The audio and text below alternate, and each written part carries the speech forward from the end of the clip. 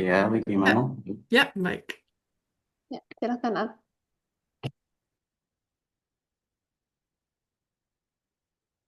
Halo semuanya, perkenalkan nama saya Rifaldi Kadir. Saya tinggal di Banda Neira dan bekerja di Lumination sebagai koordinator laboratorium. Baik, saya akan presentasi tentang pengumpulan telur karang dan pemeliharaan larva.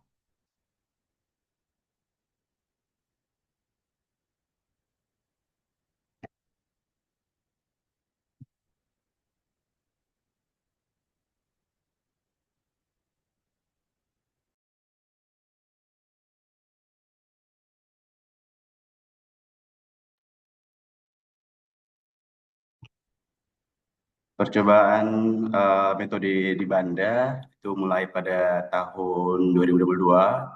Awal mula proyek restorasi ini dimulai pada tahun 2002, di mana pada saat itu saya mulai melakukan penelitian untuk tugas akhir kuliah saya S1, dan itu banyak yang kita koreksi sampai saat ini kita sudah mendapatkan metode restorasi karang berbasis larva lebih ini menjadi lebih baik. Dan untuk peralatan dan pengetahuan yang kami dapatkan di Banda itu sangat membantu kami dalam proyek ini.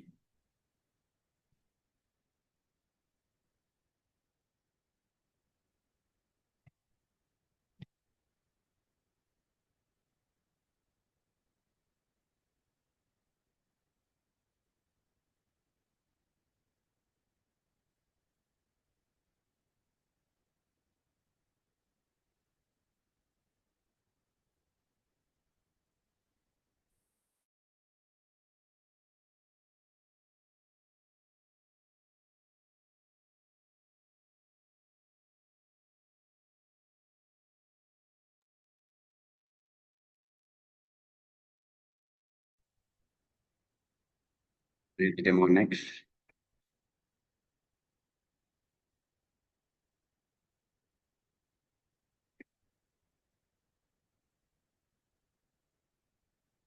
Nah, ini bisa dilihat untuk awal-awal untuk masa percobaan. Nah, bisa lihat pada gambar pengembangan metode. Ini pada saat itu eh, saya dan teman saya Emil yang tadi yang presentasi. Ini kita melakukan metode pencucian, pencucian telur karang, di mana pada saat itu kami sampai tidur pada jam 3 pagi. Nah, itu karena pada saat itu kami eh, menggunakan alat yang memang seadanya. Dan sebentar nanti saya akan menjelaskan tentang metode yang sudah baik saat ini dan hasilnya ada pada gambar yang di samping, gambar hasil. Nah, ini adalah hasil di mana kita mendapatkan metode yang baik sampai saat ini. Metode ini kami gunakan hasil pelepasan larva planula dari tahun 2022 dengan usia sekitar 9 bulan pada waktu pelepasan larva.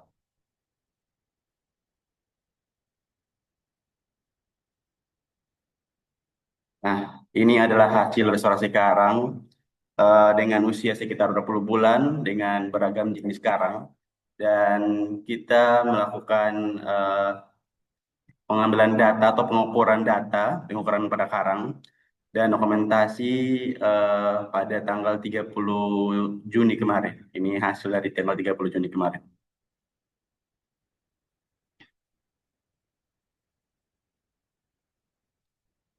Dua tujuan berbeda dari restorasi berbasis larva. Yang pertama, eh, pemeliharaan yang mendukung keanekaragaman hayati.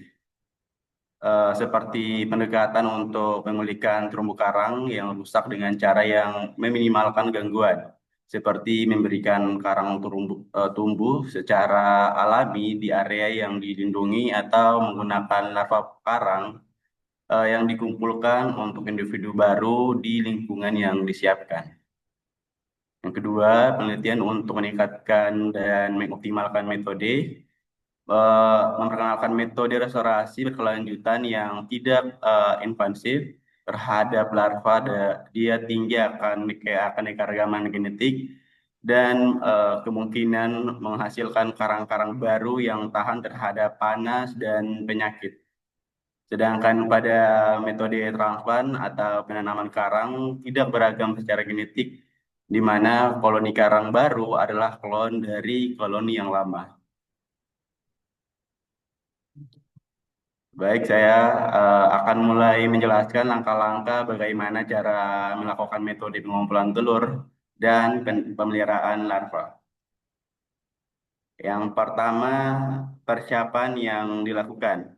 Nah, apa saja persiapan yang kita lakukan untuk pengumpulan telur, telur dan pemeliharaan larva? Yang pertama adalah mempersiapkan media susurat. Nah, mempersiapkan media susurat ini dapat kita gunakan dengan batu lava, batu licin, rubble, pasir, ataupun bahan lainnya yang mendukung penempelan larva. Ataupun bisa digunakan sesuai kebutuhan atau keberadaan bahan untuk susurat di tempat masing-masing daerah. Susurat akan susurat akan diletakkan di dalam air laut untuk inkubasi terlebih dahulu sebelum kita melakukan pelepasan larva. Selanjutnya, instalasi filter air laut.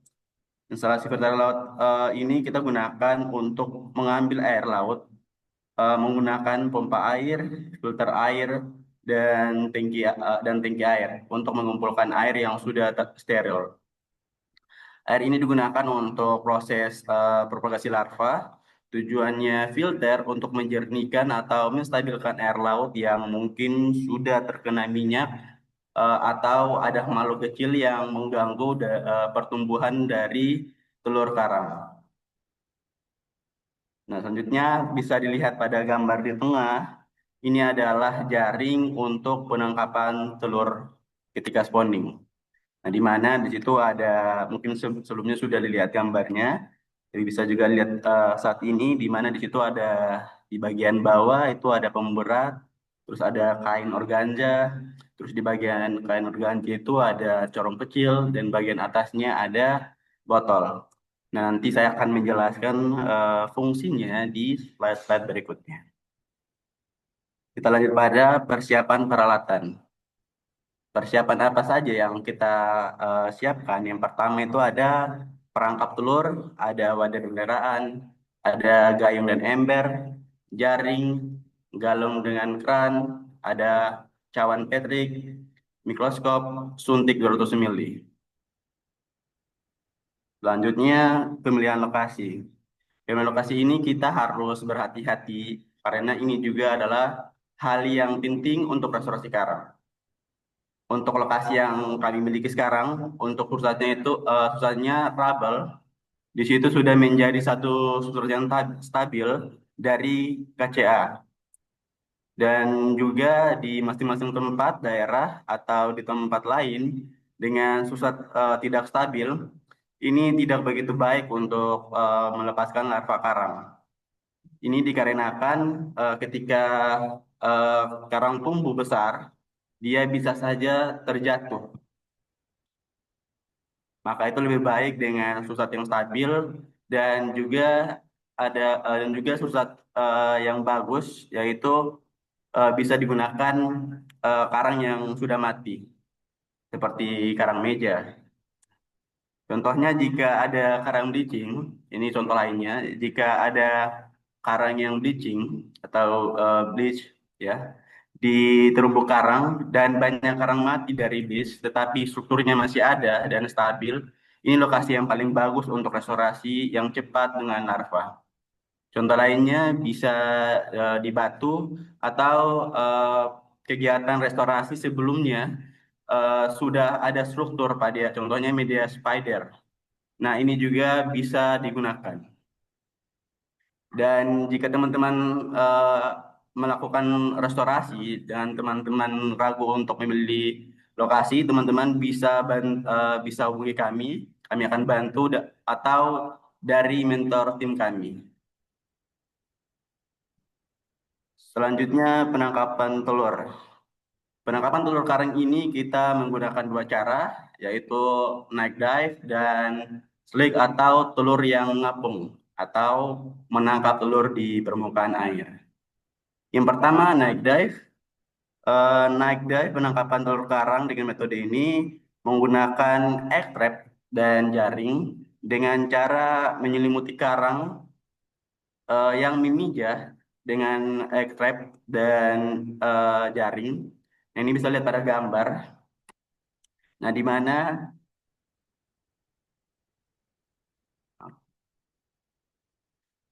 Nah, ini bisa lihat pada gambar.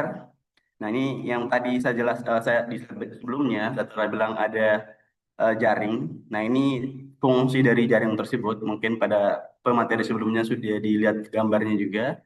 Nah, ini di mana pada gambar ini karang ketika ada karang mimija, kita melakukan penyelimuti karang dengan jaring sehingga telur bisa naik ke dalam botol atau tempat penangkapan telur dan eh, di mana bisa lihat pada gambar di samping.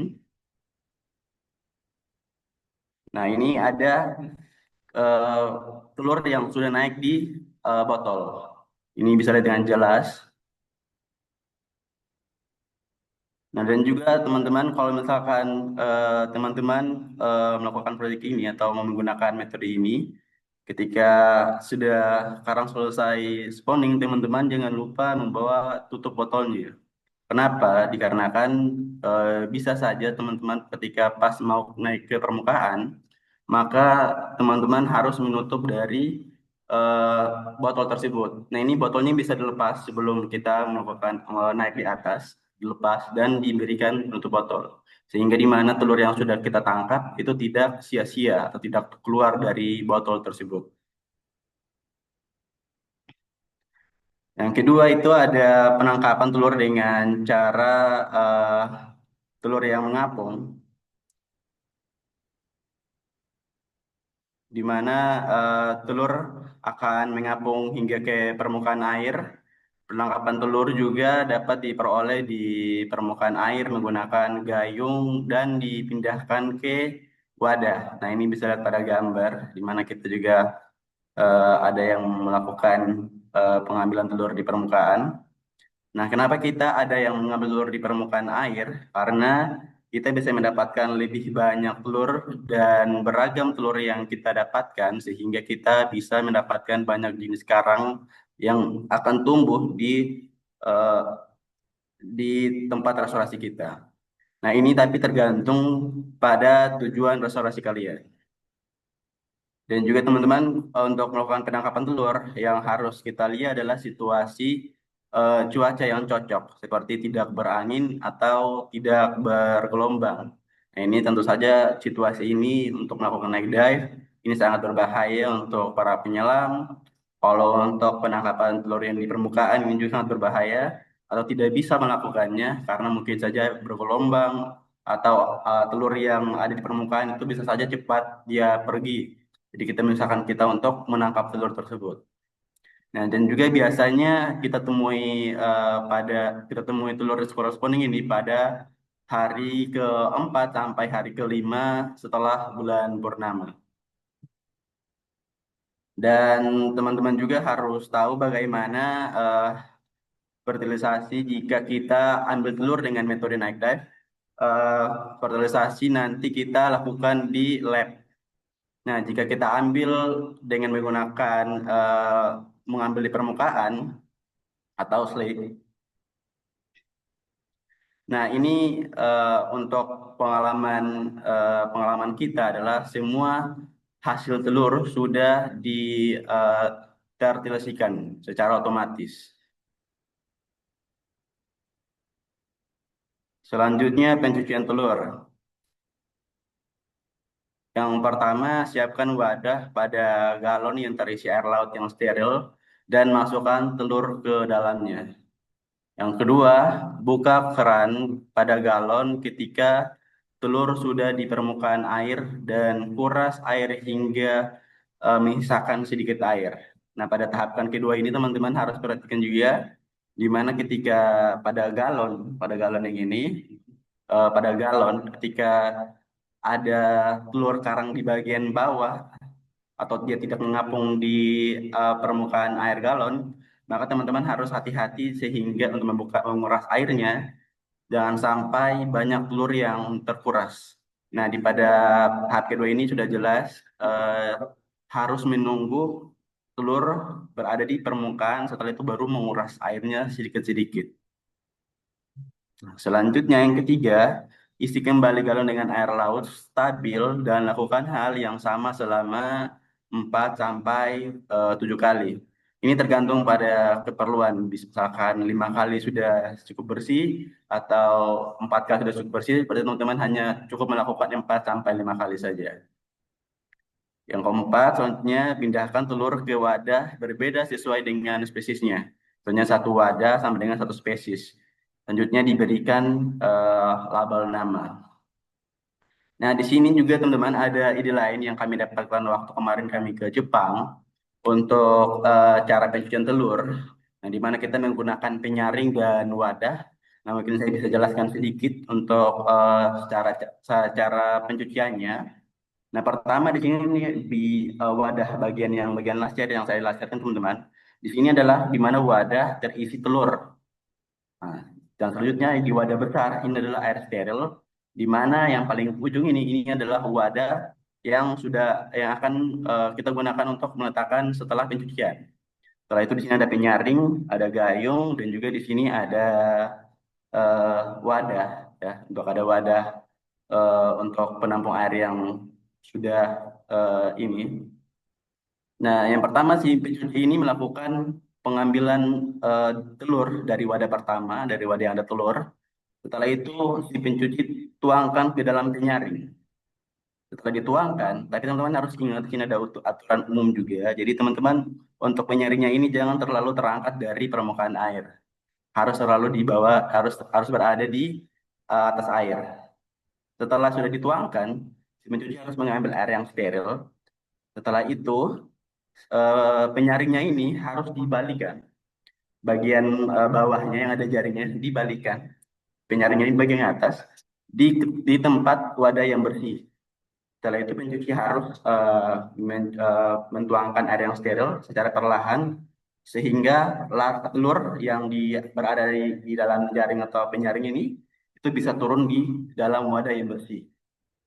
Nah, itu cara yang kami lakukan di Jepang pada kemarin. Nah, ini ada teman saya, Alan. Dan biasanya kita melakukan pencucian di Jepang itu hanya 1 sampai 2 kali. Nah, itu sudah sangat cukup untuk kita melakukan pencucian.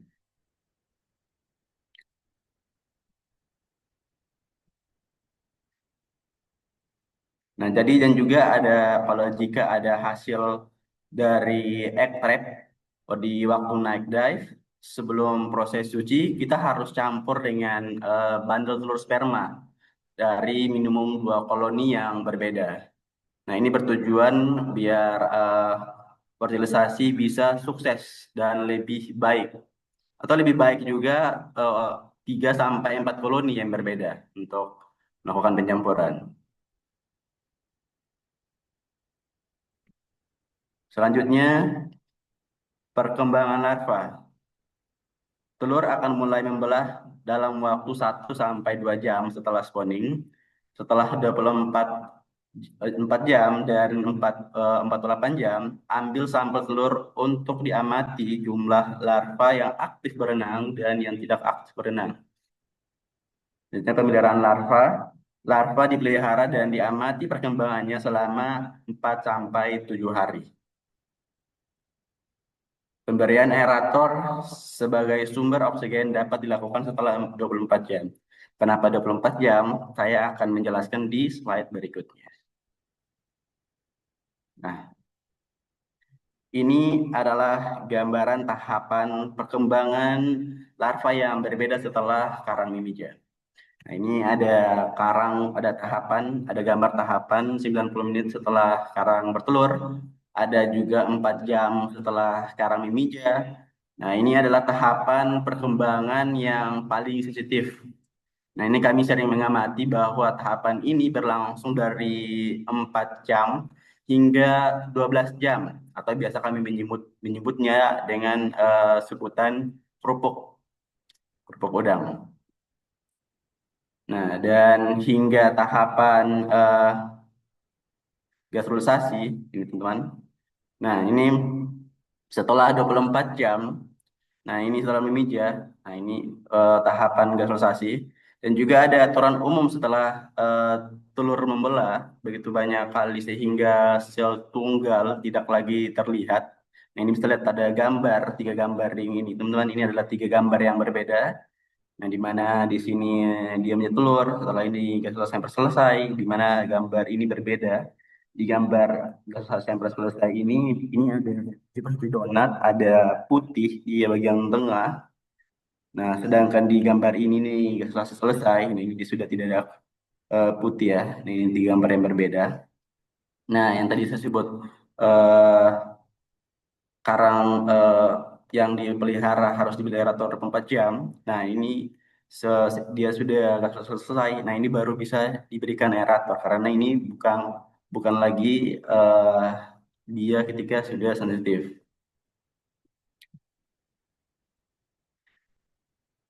Nah, untuk pada tahapan ini larva sedang berkembang menyerupai telur yang tadi saya sebutkan, tetapi juga jika dilihat dengan saksama, kita akan melihat bahwa mereka terdiri dari lapisan sel yang berbeda pada gambar selesai selesai. Baik, lanjut. Nah, ini adalah opsi pemeliharaan alternatif. Nah, ini pada gambar pertama adalah tempat pemeliharaan telur karang di laut menggunakan jaring yang panjang pada dasar sampai permukaan air dan di permukaan air diberi pelampung. Nah, ini teman-teman bisa lihat ini ada pelampung dan ada telur yang mereka pelihara. Nah, ini adalah opsi ini juga sangat bisa digunakan karena suhu yang selalu stabil atau air yang tidak perlu lagi diganti dan juga ini aman dari predator.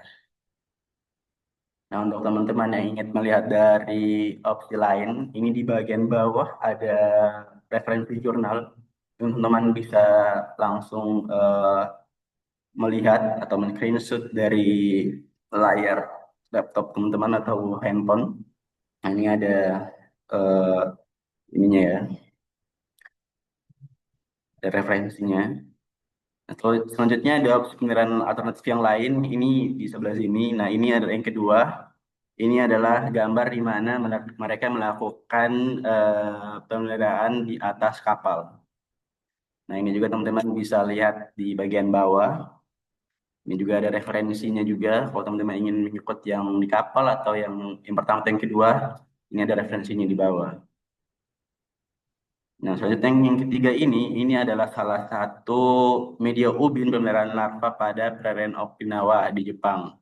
Nah, ini contoh di mana saya sama Alan, teman kami di Illumination, ini melakukan, eh, kemarin kami melakukan studi singkat di Jepang, dan kami juga melakukan hal yang seperti proyek restorasi. Nah, setelah itu kami melakukan hal ini. Nah, ini di mana ubin ini, turunan larva ini sebelum dilepaskan di perairan, itu larva yang kita lepaskan ke dalam tangki yang sebelumnya sudah ada ubin, setelah itu larva menempel pada ubin, dan baru itu kita letakkan di laut, di dasar perairan.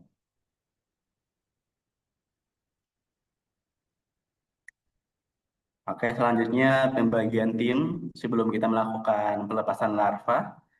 Maka kita harus membagi tim di mana di sini kita membagikan menjadi tiga tim. Ada tim kapal, tim snorkeling, dan tim selam, di mana tim kapal bertugas untuk memberikan suntik yang berisikan larva dari atas kapal ke tim snorkeling, dan tim snorkeling bertugas menerima suntik yang berisikan larva tadi.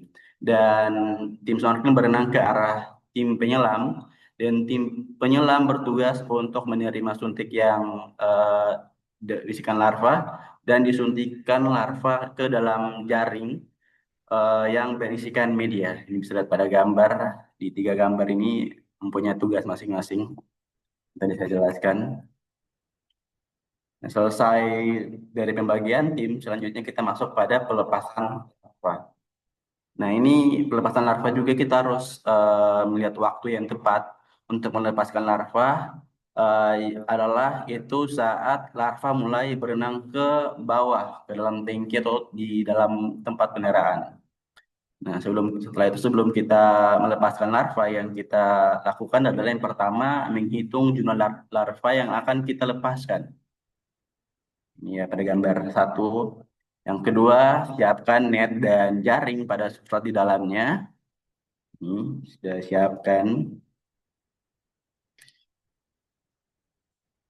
Nah, jadi di jaring ini ada sedikit berbeda dari awal. Ini tidak mempunyai botol tapi ada pelampung. Di mana ini juga mempunyai tugas pemberat, ada pelampung di mana tujuan dari pemberat ini biar jaring tidak terbawa arus atau tidak mengapung ke permukaan. Yang ketiga, lepaskan larva di dalam jaring setelah setelah tim selam maaf eh, setelah kita menerima suntik yang berisikan larva, kita masukkan ujung dari suntik tersebut ke dalam jaring dan lepaskan larva ke dalam jaring yang berisikan media tadi. Nah, dan yang keempat, net atau jaring itu dilepaskan setelah 1 minggu.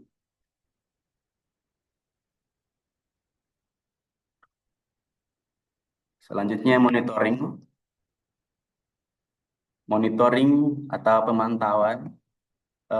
Monitoring yang pertama yang kita lakukan adalah kita melepaskan jaring untuk melihat banyaknya larva yang menempel pada substrat.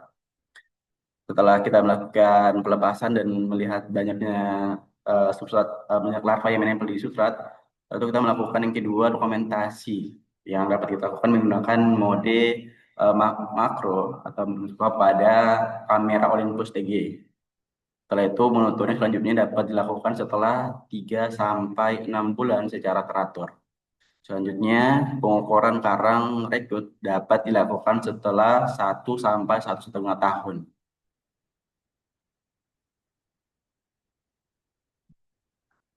Selanjutnya, ringkasan alur kerja. Nah, ini ada ringkasan di mana alur kerja untuk melakukan pelepasan, pemeliharaan dan eh, pemeliharaan larva, penangkapan dan pemeliharaan larva.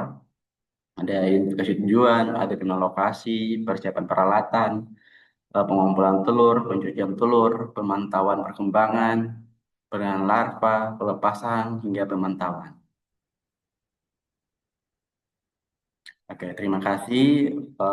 Sebelum saya menutup presentasi saya, mungkin ini ada sedikit refleksi otak atau sedikit hiburan untuk teman-teman peserta. Ada sedikit cuplikan video tentang coral spawning yang bisa saya memperlihatkan. Semoga ini bisa menjadi hiburan buat teman-teman sekalian atau para peserta.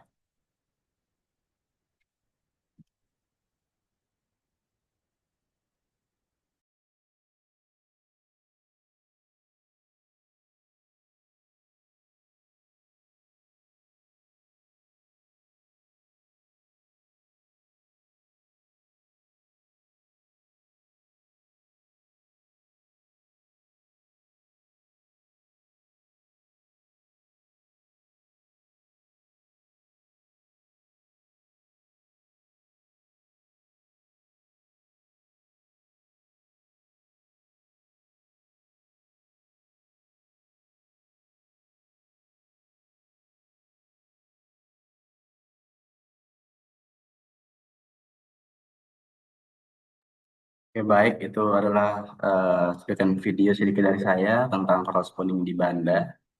Selanjutnya saya serahkan kepada moderator untuk melakukan diskusi.